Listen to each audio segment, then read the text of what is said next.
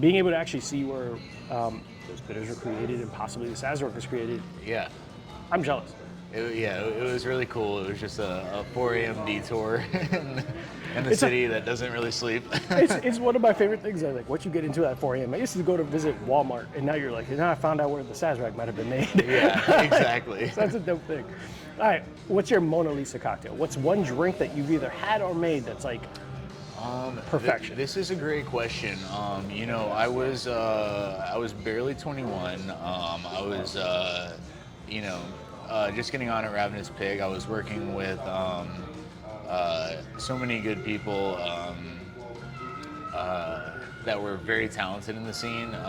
Most of them are now running bars or own bars and stuff now, including you got Justin Levon with Otto's High Dive was there at the time. A couple of those friends have moved to other states and stuff. But I was the young guy. I was the young cat, just getting into the nitty gritty of making like nicer cocktails and everything. And so my first drink I ever put on there was something I was very proud of. We were doing a spring menu flip, and everybody brought all these really cool ideas, but everything was super bright and spring, lush,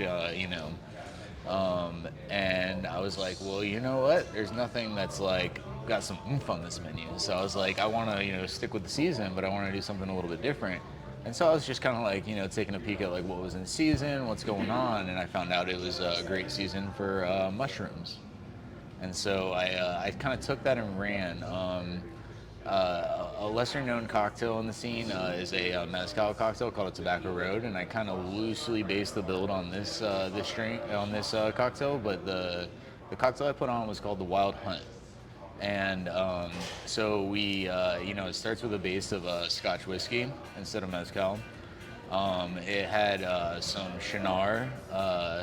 You love Shinar. And I did a mushroom infusion on the Shinar to make it even more mushroomy. And then mushroomy, that's a word, yeah. And if we know what you meant, it's it had some Amontillado sherry to add some nutty flavors in there. We did a saline solution for this cocktail, but for the saline solution, I took a smoky tea out of China called Lapsang Shushang tea, if you're familiar. And I used truffle salt for the salt. So the saline solution was a Lapsang truffle saline solution. Okay. There was like a touch of cane syrup in Goddamn, there. Josh. Yeah, it was a stirred cocktail.